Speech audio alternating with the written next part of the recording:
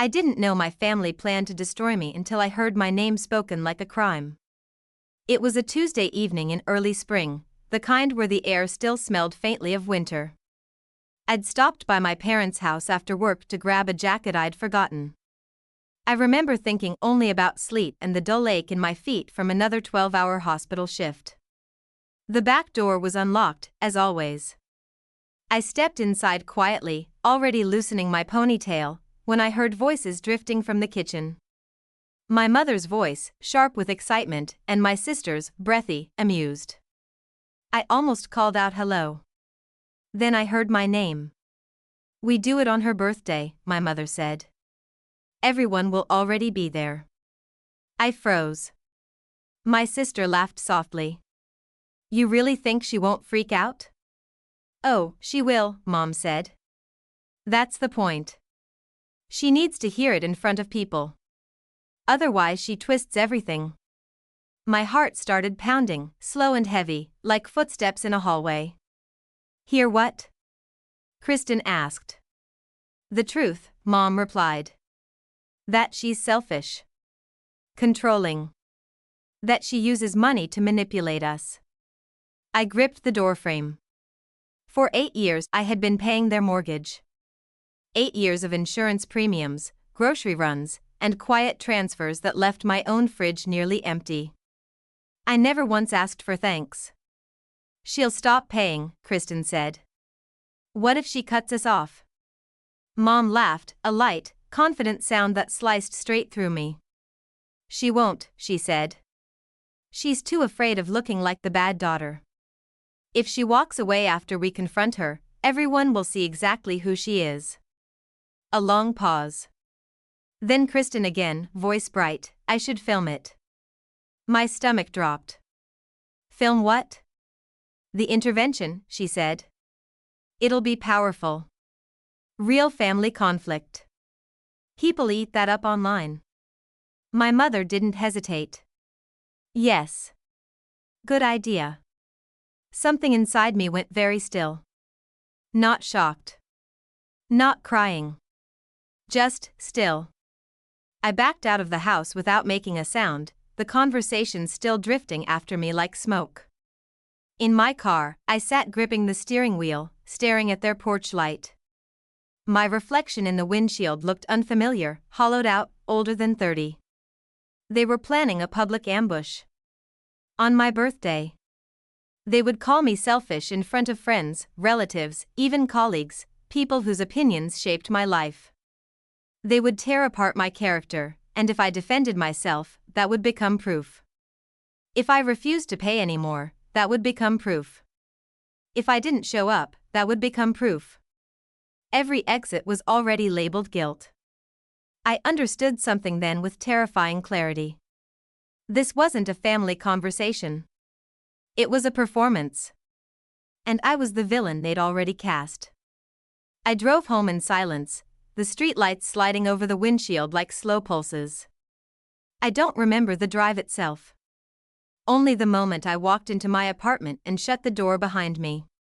That was when the shaking started. Because I realized something worse than betrayal. They didn't just want to hurt me. They wanted an audience.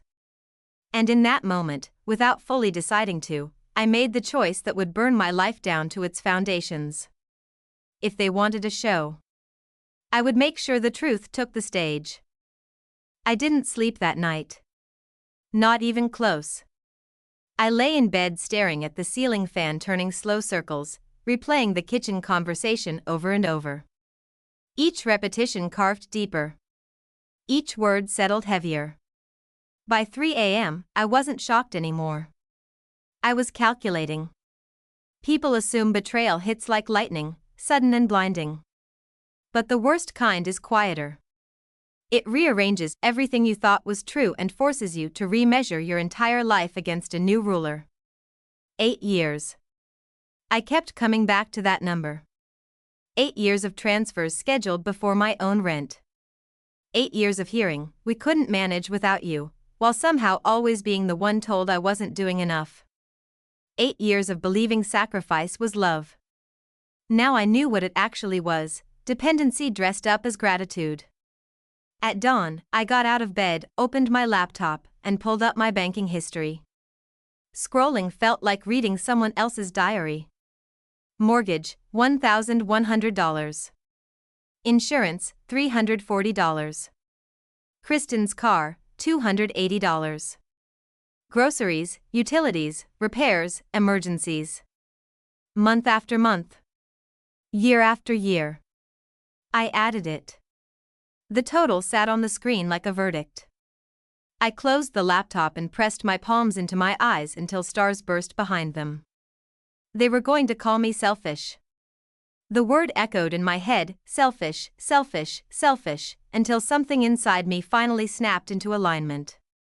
If they were determined to paint me as a villain, then facts no longer mattered to them. Only narrative did. And they had already written theirs. That realization changed everything. Because if this was a story they meant to perform publicly, then the only defense wasn't denial. It was evidence. By mid-morning, I called Naomi. She'd been my best friend since nursing school, sharp, composed, the kind of lawyer who could dismantle someone with a single calm sentence. She answered on the second ring. "You sound like you swallowed glass," she said after hello. I told her everything. Every word I'd overheard. Every plan. Every fear that had kept me up all night. She didn't interrupt once. When I finished, there was a long pause. Then she asked one question. "Do you still have that voice recorder app from the malpractice scare?" I blinked. "Yeah." "Good," she said. "Start using it." Silence settled between us again, not empty, but forming. "They're setting a stage," she continued quietly. "You didn't choose the audience. But you can choose what gets performed." I sat up slowly. "What does that mean?" "It means," Naomi said, "you need a fourth door." I knew exactly what she meant. Because my family had designed 3 outcomes. If I argued, I proved their claims. If I refused, I proved their claims. If I didn't show, I proved their claims. But evidence. Evidence created a path they hadn't planned for. A door they couldn't control. I looked at my phone lying beside me on the bed. Small. Ordinary. Harmless. And suddenly powerful. "I'm not planning revenge," I said carefully. Naomi's voice softened. "No. You're planning truth." That distinction mattered. I ended the call and sat in the quiet apartment, sunlight crawling slowly across the floor. My hands were steady now, steadier than they'd been in years. They thought my fear would trap me. They didn't understand something fundamental about me. I can endure almost anything. But once I see clearly, I act. That afternoon, before leaving for my parents' weekly Sunday dinner, I opened the recorder app for the first time in months. I watched the red waveform begin to move. And for the first time since childhood, I walked into that house not as a daughter trying to belong, but as a witness. The first Sunday I recorded them, nothing happened. That was almost disappointing. Dinner unfolded exactly as it always did, the same dishes, the same small talk, the same choreography of me arriving early to help while Kristen swept in late to applause for doing nothing but existing. I moved through it all with quiet precision, phone tucked in my cardigan pocket, recorder running. No revelations. No secrets. Just normal. But normal had started to feel staged. I watched them differently now, like an investigator revisiting a crime scene after realizing a death wasn't accidental. Every gesture carried new weight. Every glance held possibility. My mother praised Kristen's latest branding project, something vague involving social media coaching. My father nodded distractedly at a baseball game playing on his phone. I cleared plates, rinsed dishes, wiped counters. Invisible labor. Expected labor. Love, apparently. I left that night with nothing but ambient noise saved in my phone. Still, I kept recording. The second Sunday, the truth arrived without warning. I was at the sink again, always the sink, hands in warm water, back turned, when the door to the garage cracked open. My father's voice drifted in, lower and softer than I'd ever heard it at home. "You free Tuesday?" A pause. A woman's laugh, distant through speakerphone. He chuckled. "Yeah, Diane's got Bible study." Same as always. The plate slipped in my hands. I caught it before it shattered. "She still thinks I go bowling," he said, voice warm with private amusement. 22 years and she's never questioned it. My pulse roared in my ears. 22 years. That was longer than I'd been alive when the affair started. I didn't move. Didn't breathe. Didn't react. I just let the recorder run. "I'll bring dinner," he went on. "That Italian place you like?" "Yeah. Miss you too." The call ended. The garage door closed. My father walked back into the kitchen carrying nothing but the smell of cold air and secrets. "Thanks for doing dishes," he said casually, as if he hadn't just detonated our family history. "Of course," I replied. My voice sounded normal. I dried my hands. I finished cleaning. I hugged my mother goodbye. I told them I loved them. Then I walked to my car and locked the doors. Only there did my hands start shaking. I stared at my phone screen. The waveform still moved, capturing my own uneven breathing. I rewound 10 seconds. Pressed play. My father's voice filled the car. Easy. Intimate. Familiar with someone who wasn't my mother. The realization settled slowly, like frost spreading across glass. My parents' marriage, the one they held up as moral authority, the one used to judge every choice I made, had been a lie for decades. And I had proof. I leaned back against the seat and closed my eyes. This wasn't revenge material. This was collateral damage. I hadn't gone looking for it. I'd only meant to protect myself. But the recorder didn't filter. It caught everything, truth indiscriminate as gravity. By the time I drove home, I understood something new. My family wasn't just planning to humiliate me. They were built on secrets. And secrets, once recorded, stopped belonging to the people who created them. They became evidence. I saved the file under a simple name. Recording 1. I didn't know yet how many there would be. Only that the ground under my childhood had cracked open. And I had just seen the first fracture. After recording 1, I told myself I was done. I had what I needed, proof my father wasn't the moral pillar my mother claimed, proof their authority over me was hollow. That alone could dismantle the intervention narrative if I ever had to defend myself. I didn't want more. I didn't want to know more. But truth has gravity.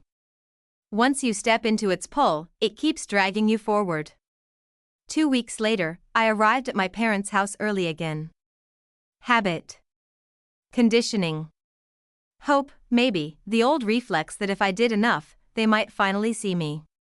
The front door was locked, which meant Mom was upstairs. I circled to the backyard. The bedroom window above the patio was cracked open just enough for voices to slip through. I almost called out. Then I heard my grandmother's name. "Gary still doesn't know about the 14, Mom said." I froze beside the recycling bin. My aunt's voice crackled faintly through speakerphone. "You moved it already?"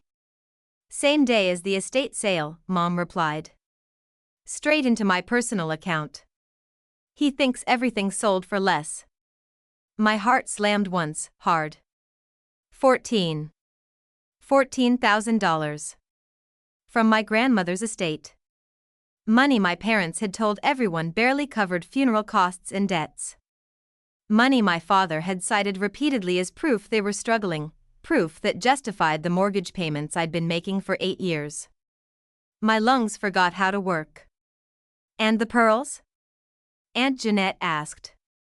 "I already sold the bracelet," Jeanette said lightly. 800. Easy. Mom laughed. If Ruth asks, just say it's at the jeweler being cleaned, she said. She forgets things anyway. They both chuckled, a soft, intimate conspiracy between sisters. Just don't let Faith find out, Mom added. She's the only one still visiting her every week. If Ruth mentions the jewelry, Faith will start asking questions. I couldn't feel my fingers. Faith won't find out, Jeanette said. She's too busy paying your mortgage. More laughter. It echoed in the narrow space behind the house, brittle and bright. I stood there, phone in my pocket, the red recording bar pulsing silently. I didn't move. Didn't breathe. Didn't even think. $14,000. While I rationed groceries. While I postponed dentist visits. While I told myself family came first. They weren't struggling. They were comfortable. Because I was the subsidy. The realization didn't explode, it settled, cold and absolute. I wasn't helping them survive. I was financing their lies. Upstairs, the conversation shifted to recipes and church gossip. Ordinary again. Mundane. As if they hadn't just casually confessed theft from their own mother and deception toward their own husband, and me. I stepped away from the window slowly, each movement deliberate, careful not to crunch gravel. Inside the house, minutes later, Mom greeted me with a warm smile and a hug that smelled like lavender soap. You're early, she said. Traffic was light, I replied. My voice sounded steady. My hands did not. I helped chop vegetables. Set plates. Filled water glasses. Played my role with the precision of someone who had just learned the stage floor was hollow beneath her feet. All evening I watched her. Every kindness now had an echo. Every complaint about money carried rot beneath it. Every we couldn't manage without you translated into something uglier. We don't want to. When I left that night, I didn't cry.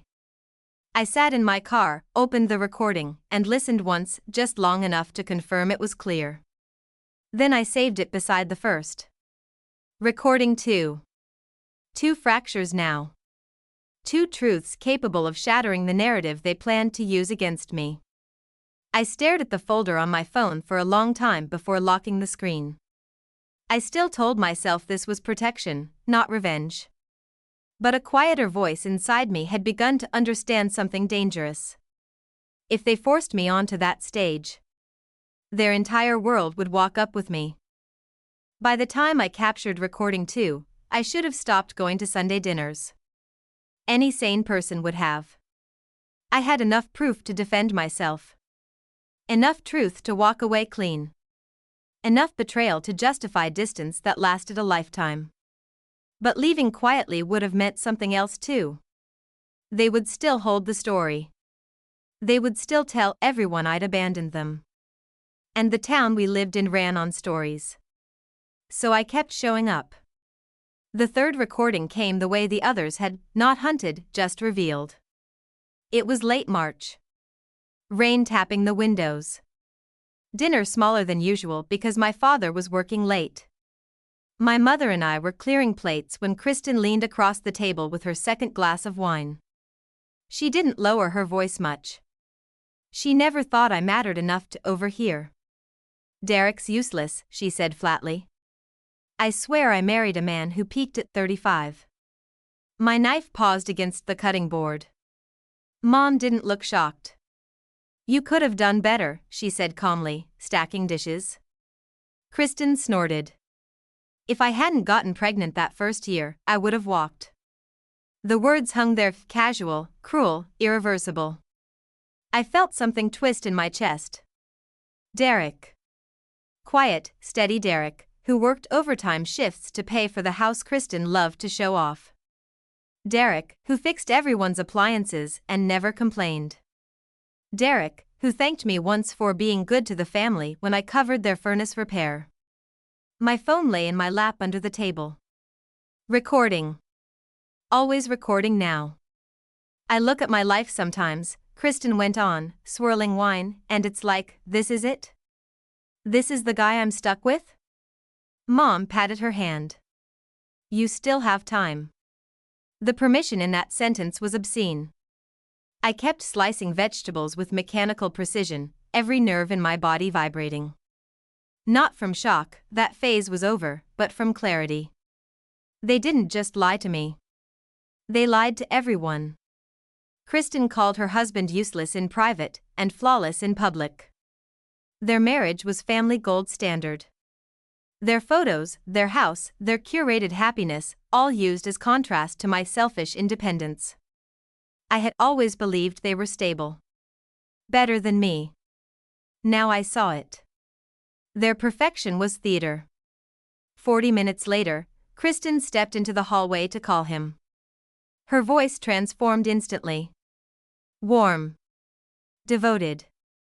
Honeyed. Hi babe, she murmured. Miss you. Yeah, save me some leftovers. You're the best thing in my life. I closed my eyes. The shift was so seamless it might have impressed me once. Now it made me cold. When she returned, she winked at Mom and poured another glass. I glanced at her wedding ring catching the kitchen light and wondered how many layers of fiction a person could live inside before forgetting what was real.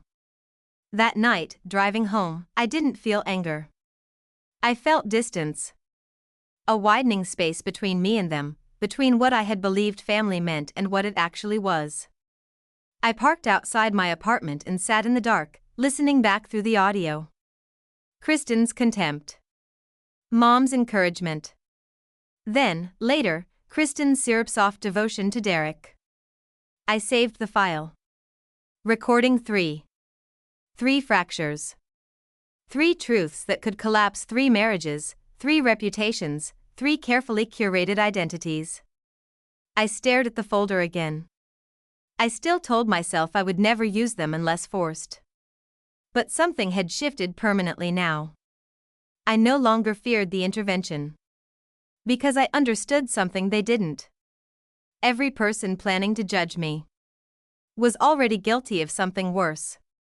And if they dragged me into the light, they were all coming with me. The message arrived on a Wednesday afternoon between patients. I almost didn't check my phone. We were short-staffed in the ER, flu season bleeding into spring injuries, and I'd been moving non-stop for 6 hours. When the vibration finally registered in my pocket, I stepped into an empty supply room and glanced down, expecting another bill reminder or pharmacy notification. Instead, I saw Naomi's name. You need to see this. A screenshot followed. My stomach tightened before I even opened it, instinct recognizing threat before logic caught up. It was a Facebook message. From my mother. To a woman named Peggy, a neighbor who happened to be close friends with Carla, one of the senior nurses in my department. The text read: We're having a surprise gathering for Faith's 30th. It's going to be very meaningful.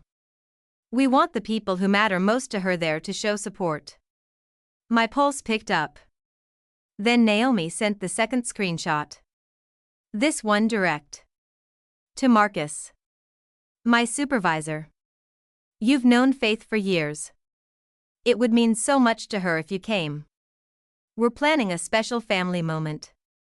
We just want her surrounded by love. The supply room tilted slightly. My boss. My colleagues. People who evaluated my performance, assigned shifts, wrote recommendations, influenced promotions, invited to watch my character dismantled in my parents' living room. I leaned against the shelving unit, breath shallow. They weren't just staging an intervention. They were staging it across every domain of my life. Family. Social circle. Workplace. Total narrative control. I called Naomi immediately. She answered before the first ring finished. They invited Marcus, I said. Silence. Then, quietly, that changes everything. That's my career, I whispered. If he watches them call me manipulative and selfish, that sticks. even if he doesn't believe it, the seed is planted. I know, she said. My hand shook so hard I had to brace it against the wall. They're collapsing my credibility, I said. Not just at home, everywhere. Naomi exhaled slowly. I could hear her lawyer brain shifting gears. Okay, she said. Then we're not just surviving the night. I swallowed. What does that mean? It means, she said, voice sharpening, the truth has to be louder than their script. The words settled like iron in my spine. Because until that moment, some part of me had still hoped to de-escalate, to deflect, minimize, walk away with minimal damage. Now I understood. There would be no quiet exit. They had insured witnesses. Professional witnesses. If I stayed silent, their version would define me permanently. If I defended myself verbally, I'd look reactive. The only defense left was undeniable reality. Evidence. My gaze dropped to my phone, to the folder that now held 3 recordings capable of detonating their moral authority in seconds. My voice came out steadier than I felt. If they do this publicly, I said, I won't protect them. You're not exposing them, Naomi replied. You're correcting the record. That distinction mattered again. Not revenge. Truth. I slid down the wall until I was sitting on the supply room floor, scrubs rustling against cardboard boxes. They had invited my boss to watch me be judged. They thought humiliation would trap me. They didn't realize something fundamental had changed. I was no longer afraid of losing them. But they had everything to lose. I stood slowly, pulse settling into cold focus. When is it? Naomi asked. Saturday, I said. My birthday. Okay, she replied. Then we prepare. I ended the call and looked at my reflection in the metal cabinet door, pale, tired, older than 30. For years, I had been the quiet one. The accommodating one. The dependable one. But they had made a catastrophic mistake. They had turned my survival into a public event. And once truth goes public, it stops belonging to anyone. 10 days before my birthday, Naomi and I sat in her parked car outside a coffee shop while rain traced slow lines down the windshield. The world felt muted, as if everything outside that car belonged to another timeline where my life hadn't just been scheduled for demolition. Ground rules, Naomi said, lawyer calm. She raised one finger. You walk in like it's a normal party. Smile. Hug people. No signals. I nodded. 2 fingers. When they start, you let them finish. Completely. No interruptions. My throat tightened, but I nodded again. 3. When they're done, you ask once, calmly, to speak privately. Just immediate family. And if they refuse? I asked. Her eyes held mine. Then we opened the 4th door. Silence settled between us. We both knew what that meant now. Evidence. Public evidence. Truth with witnesses. They chose the stage, she said quietly. They don't get to control the script. I looked down at my phone in my lap. The folder was labeled insurance. Not to be clever. Because that's what it was, protection against damage they were actively planning. Inside sat 4 files now. Recording 1, Dad's affair. Recording 2, Mom and the estate money. Recording 3, Kristen and Derek. Recording 4, the intervention planning I'd captured days after the first overheard conversation. I had gone back intentionally that time. Stood outside the kitchen window again. Heard my mother say, clear as glass, if she cries, even better. I backed the files up 3 times. Cloud storage. Encrypted drive. Naomi's email. Irreversible. Naomi reached into the back seat and handed me a small black cylinder. A Bluetooth speaker, she said. Your phone won't carry across 40 people. It felt absurdly light in my hands. This tiny object could detonate decades of lies. You don't have to yell, she said. You just have to press play. I turned it over slowly. I still hope I won't need it. Naomi didn't smile. Once you do, she said, nothing goes back. I knew that. There was no version of my life after Saturday where my family returned to normal. But normal had already died. They just hadn't buried it yet. Saturday morning, the day before, I drove to see my grandmother. She sat by her window working a crossword in pen, as always. Lavender lotion, soft light, quiet dignity. The only place in my family where truth still lived without performance. Big birthday tomorrow, she said, squeezing my hand. Your mother planning something? She is, I said. I hope she's being kind. I couldn't answer. She studied my face a long moment, old eyes that had seen through generations of Mercer dysfunction. Then she said softly, whatever happens, remember who you are. I swallowed hard. Because that was the question underneath everything. Who was I, without them? Without obligation? Without payments? Without approval? That night, back in my apartment, I sat on the edge of my bed listening to the recordings one last time. Dad laughing with another woman. Mom hiding money. Kristen scorning her husband. My family planning my public humiliation. Each file a door that only opened one way. I unplugged my headphones and stared into the dark. They thought tomorrow was my trial. They didn't understand. I had already crossed the point of fear. What remained now was decision. If they forced me into the light, I would bring the truth with me. And truth, once spoken aloud, doesn't stop at the intended target. It spreads. Burns. Rewrites everything it touches. I set my alarm for morning and lay down fully awake. Tomorrow I turned 30. Tomorrow they would try to define me. And tomorrow, for the first time in my life, I would refuse to be the quiet one. I knew it wasn't a party the moment I turned onto my parents' street.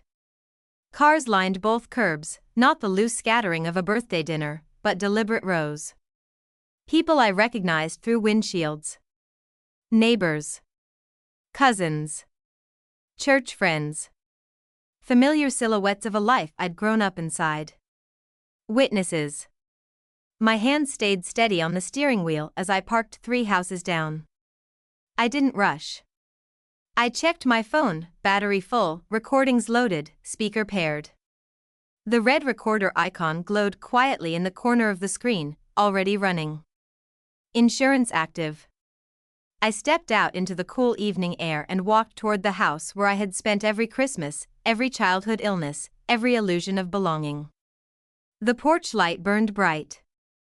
The front door stood open. I walked in. And stopped. The living room had been rearranged. The couch pushed flat against the wall. Coffee table gone.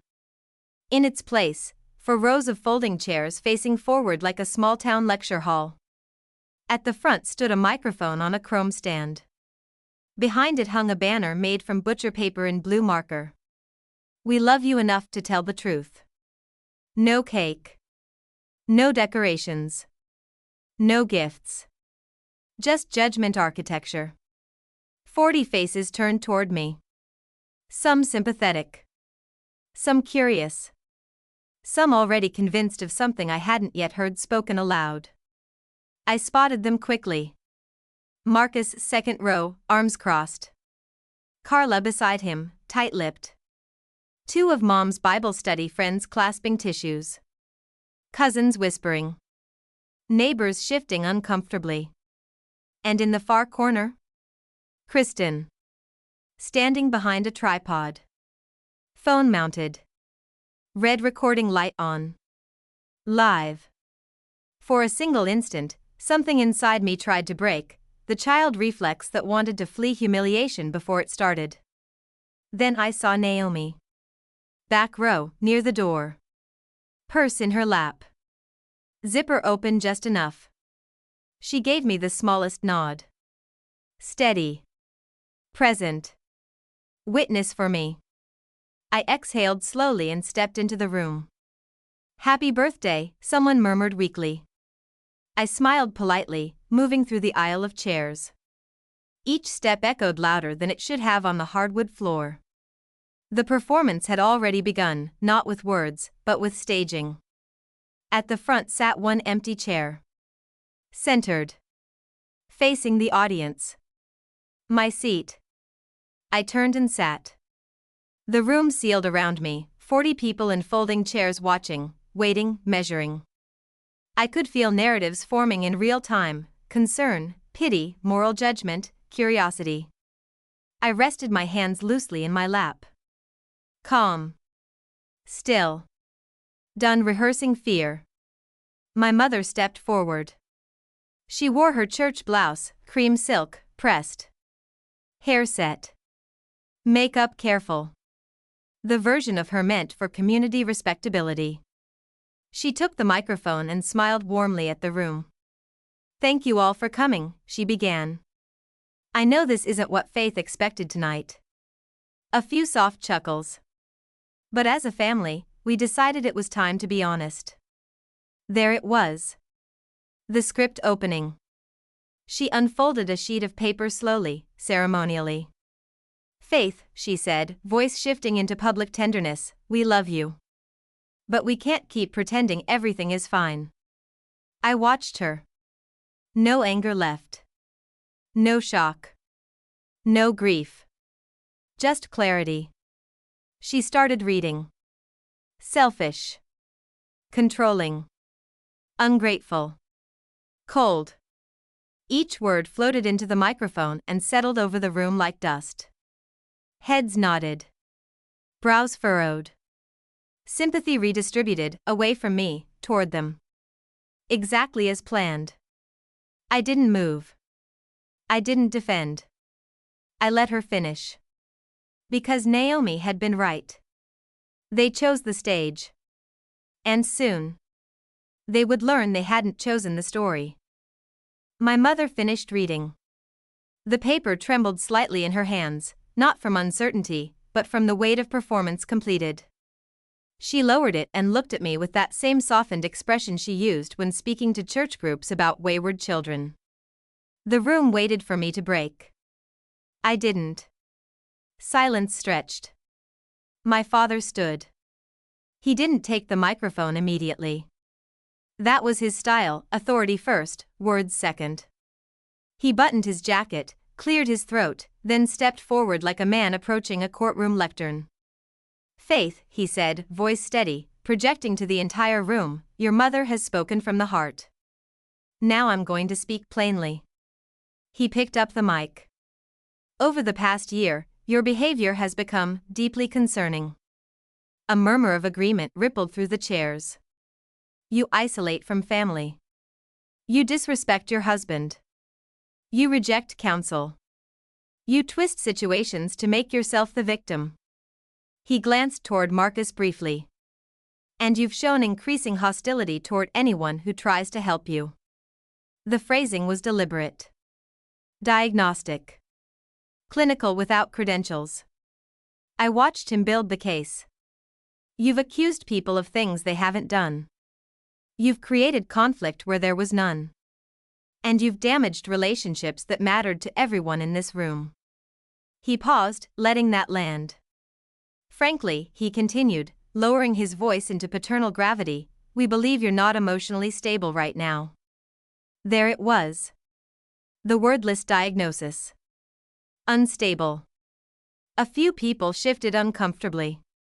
Others nodded harder, relief in having the discomfort named for them. My father turned slightly, addressing the room now more than me. This isn't about blame.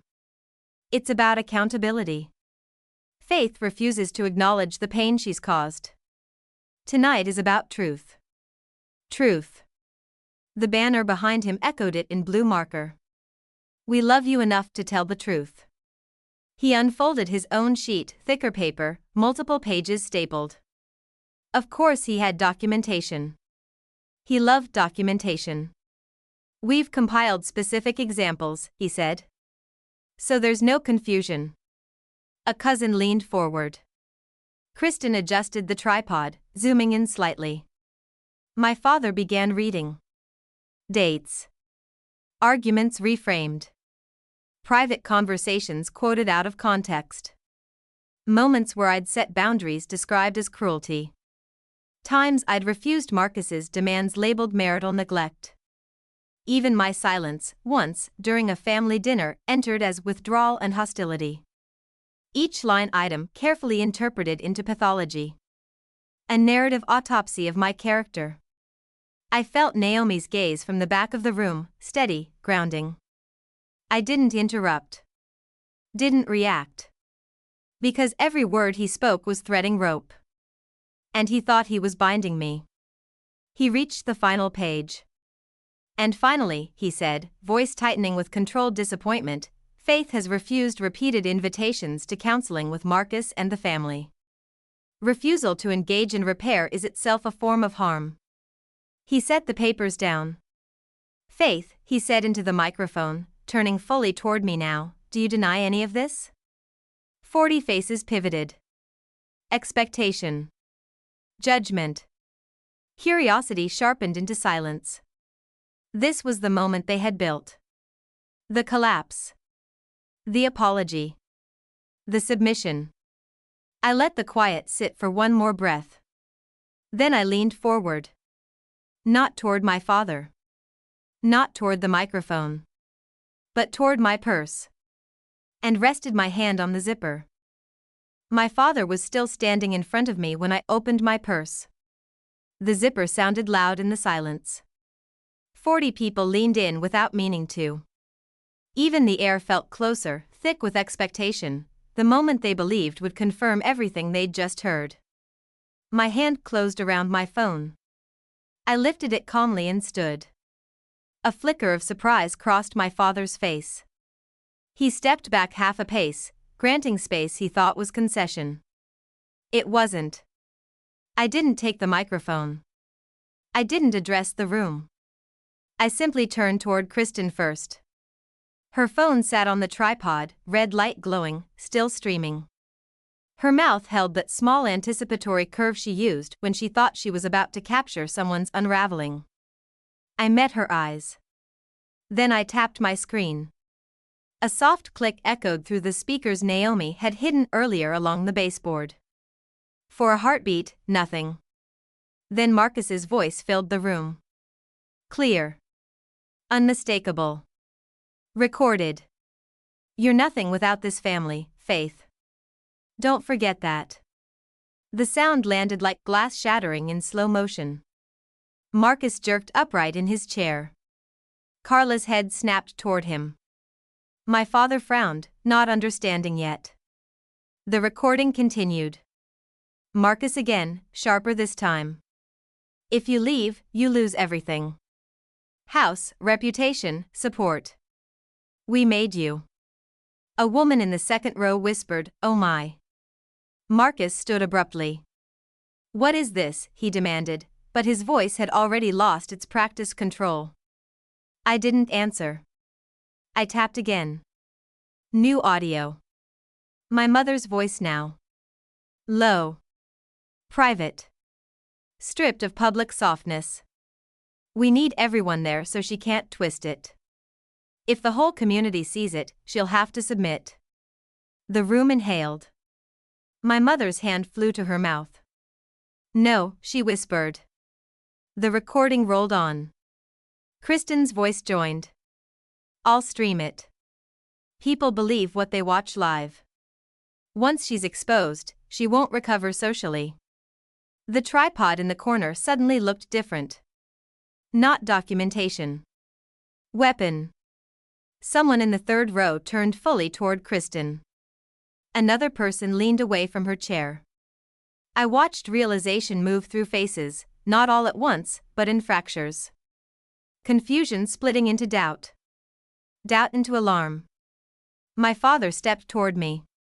Faith, stop this right now, he said, voice low, urgent. I pressed play again.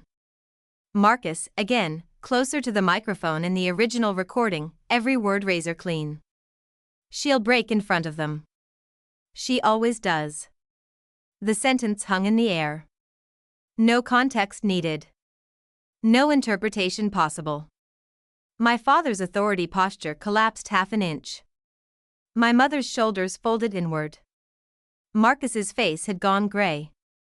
I turned slowly, not hurried, not theatrical, and faced the room at last. I still didn't take the microphone. I didn't need amplification anymore. The intervention, I said quietly, was planned. Silence. Not for my healing. A chair creaked somewhere. For my submission. I let them sit inside the truth they had witnessed instead of the story they had been given.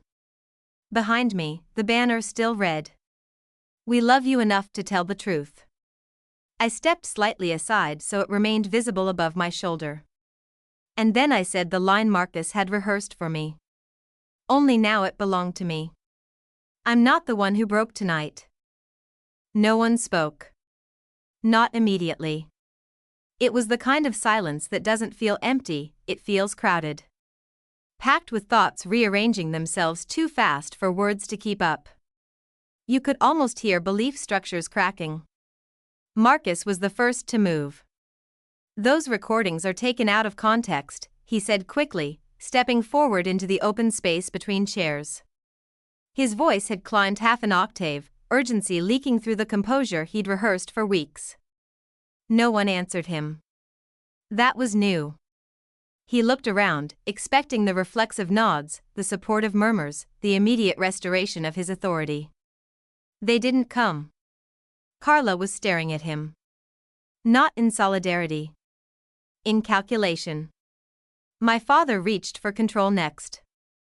Faith, he said sharply, you had no right to secretly record private conversations. There it was, the pivot from content to method. Classic containment strategy. I met his eyes. So they're accurate. A ripple passed through the chairs. He hesitated. Half a second. Too long. My mother tried next. Honey, she said, stepping toward me with trembling hands, we were worried about you. We didn't mean. I tapped the screen again. Her recorded voice filled the room. If she resists, we escalate. Public pressure works. My mother stopped moving. Her hand hovered in the air between us, not reaching anymore, just suspended. A woman in the back row whispered, "Oh God." Kristen lunged for her tripod. Turn that off, she muttered, fumbling with the phone clamp. But the live stream had already run long enough. People in the room knew it. She knew it. Exposure had escaped containment. Marcus tried one last surge. Faith is manipulating this, he said, louder now, turning to the audience. You're all hearing edited clips. She's been unstable for months. Marcus. The voice came from the third row.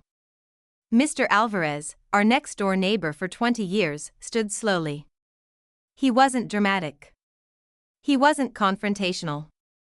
He was a quiet man who fixed fences and brought soup when someone was sick. He looked directly at Marcus. That was your voice. Simple. Unarguable. Marcus's mouth opened. Closed. No defense formed. Because the room had crossed the threshold, the moment where denial stops working because too many people have already seen. Chairs shifted. People leaned away from Marcus instead of toward him. A cousin moved her purse off the seat beside her when he stepped near. Distance forming in real time. My father saw it happening. Authority dissolving. He turned to the room, voice raised. We are losing perspective here. This was meant to help Faith. Families sometimes make mistakes in approach, but her behavior looks different now, Carla said quietly. Every head turned. She was still seated, hands clasped tight in her lap, eyes fixed on Marcus. Those things you said, she continued, voice thin but steady, you said those to her? Marcus stared at her. Carla, don't. You said she was nothing without us? He didn't answer. That was answer enough. Something subtle but irreversible shifted across the room, not a dramatic collapse, but a collective recalibration. The narrative center moving. Sympathy migrating. Credibility reassigning itself. The intervention had depended on unanimity. Now it had witnesses. I looked around the chairs, at faces no longer aligned, at certainty draining out of expressions that had arrived preloaded. Then I stepped forward at last and took the microphone. It felt light in my hand. I didn't come tonight to fight, I said. My voice carried cleanly through the room they had built to judge me. I came because I was invited to my own humiliation. No one interrupted. And I stayed, I continued, so you could see who built it. I let the truth settle, not sharp now, just undeniable. The room they made for me had split open. And everyone inside it knew why. The microphone didn't tremble in my hand. That surprised me.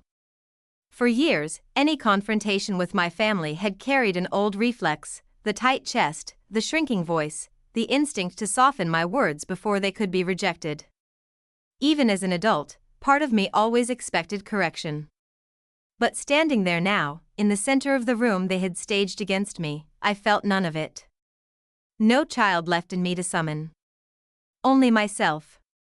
I want to be very clear, I said, looking from face to face, not pleading, not performing. I did not secretly record my family. A few brows furrowed. I recorded people who were planning harm against me. The distinction landed differently. My father inhaled sharply, preparing interruption, but I raised my hand slightly, not aggressive, just steady. For the first time in my life, he stopped when I did that. I didn't imagine this, I continued. I didn't exaggerate it. And I didn't provoke it. I gestured gently toward the banner behind me. You all heard what they intended tonight to be. No one looked at the banner anymore. I was told I was unstable, I said. Controlling. Ungrateful. Cold. Each word echoed the list my mother had read. So I did what unstable people rarely do. I lifted the phone slightly. I documented reality. The room held still. I also want to address something else, I said, turning toward Marcus now, not with heat, but with clarity. You said I was nothing without this family. His jaw tightened. I nodded once. That sentence is the reason I'm standing here calmly tonight. Confusion flickered across some faces. Because when someone tells you you're nothing, I said, you learn exactly how much of yourself you're allowed to keep. I let that sit. And I realized, I continued quietly, I was allowed to keep all of it. A chair creaked. My mother's eyes filled, but the tears weren't working anymore. Too much had been heard. Too much seen. I stopped accepting definitions of me that required my silence, I said. I stopped agreeing that love means submission. I stopped confusing pressure with care. The words weren't sharp. They were final. I turned slowly, including the whole room again. I know many of you came tonight because you believed you were helping, I said. You trusted what you were told about me. Several people lowered their gaze. That matters, I said gently. Because this isn't just about what they did. It's about how easily a person can be rewritten when enough voices repeat the same story. No one moved. I'm not asking you to take my side, I said. You already heard the truth directly. I stepped slightly away from the microphone then, lowering it a few inches, signaling the end before I spoke the last piece. My life, I said, does not belong to a committee. Silence. My marriage does not belong to a council. Stillness. And my identity does not require approval. I placed the microphone back on its stand. The soft click of metal meeting metal sounded louder than any argument that had happened in the room. I'm leaving now, I said simply. No one tried to stop me. Because for the first time, there was nothing left they could redefine. The story they had built around me was gone. And what remained was mine. No one followed me immediately. That was the first confirmation that something irreversible had happened. If this had been the faith they believed in, the fragile one, the dramatic one, the unstable one, there would have been pursuit. Pleading. Containment disguised as concern. Hands on my arms. Voices insisting we talk privately. But the room I left behind was no longer certain who I was. So they stayed seated. I stepped down the short aisle between folding chairs. The same path I'd walked minutes earlier under 40 pairs of measuring eyes now felt different, not triumphant, not vindictive. Just quiet. Space opening. As I passed Marcus, he shifted like he might speak. His mouth parted, then closed. The absence of language around him was almost visible, a man whose authority had depended on consensus suddenly standing without it. He didn't reach for me. He didn't call my name. He knew the moment had passed. My mother made a small sound behind me, half sob, half word, but she didn't move either. The performance reflex that usually drove her toward public reconciliation had nowhere to land. Too many witnesses now understood the mechanics. The room itself held them in place. I reached the doorway. And there was Naomi. She hadn't moved from her seat near the exit. She rose as I approached, slipping her purse over her shoulder. The zipper was closed now, speakers still inside, silent but proven. She didn't hug me immediately. She just looked at me, eyes steady, assessing not damage but state. "You good?" she asked quietly. The question went deeper than it sounded. Not "did you win?" Not "are you okay?" Just, "you still yourself?"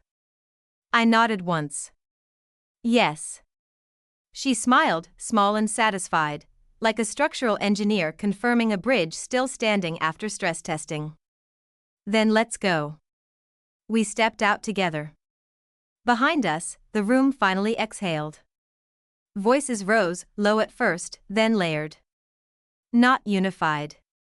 Not controlled. Questions instead of conclusions. Chairs scraping. Someone crying. Someone arguing. Someone saying, "I didn't know."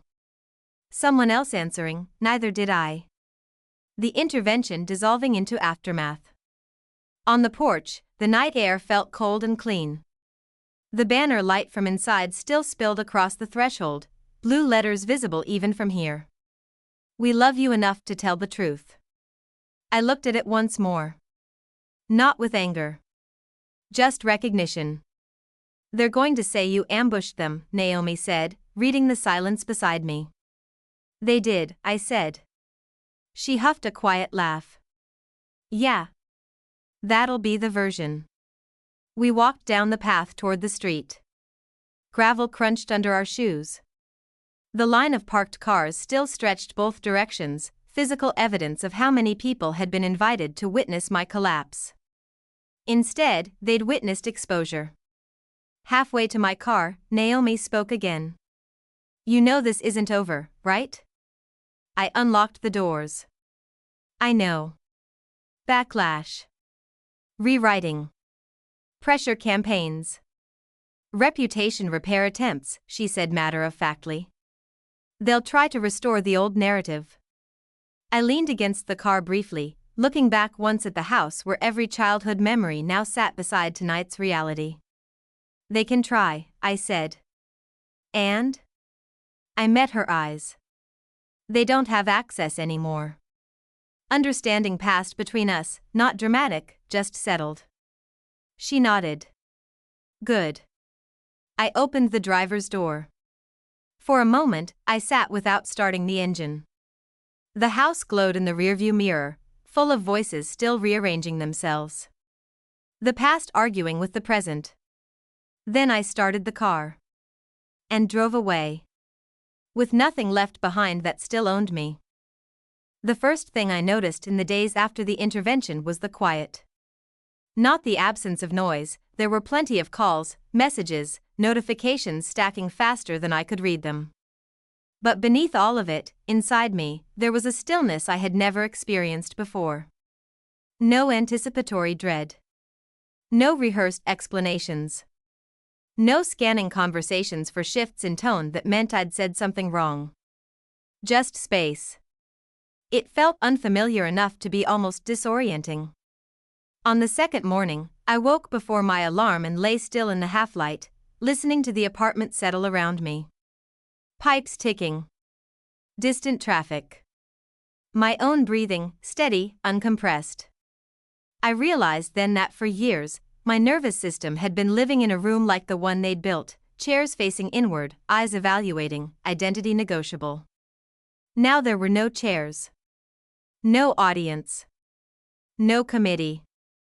My phone buzzed on the nightstand. I reached for it and finally opened the message thread that had grown into triple digits. Family first. My mother, please talk to us. This isn't who we are. My father, your behavior has devastated this family. Marcus, you humiliated me publicly. We need to discuss next steps. I read them without adrenaline. Because the language was the same, only its power had changed. I set the phone down. Later that afternoon, I met Naomi at a small cafe across town. Neutral territory. No shared history. Just sunlight on tables and the quiet anonymity of strangers' conversations. She slid a folder across to me. Documentation, she said. Timeline, transcripts, witness list, the live stream capture before Kristen deleted it. I looked at her. You archived it? She raised an eyebrow. Of course. Practical. Thorough. Protective without intrusion, the way she always was. I opened the folder. Pages neat, labeled, undeniable. Evidence not for revenge, for boundary. What are you going to do? She asked. I closed it gently. Nothing dramatic, I said. I'm filing for divorce. I'm moving accounts they had access to. I'm changing locks and passwords. And I'm declining all mediated family reconciliation meetings. She nodded once. Clean exit. Clean life, I corrected softly. We sat in companionable quiet for a minute. Outside, someone laughed. Cups clinked. The ordinary world continuing, unaware of the architecture that had collapsed 3 nights earlier. You know, Naomi said finally, most people never get a moment like that. What moment? The one where the whole room sees the truth at once. I considered it. It wasn't the room, I said.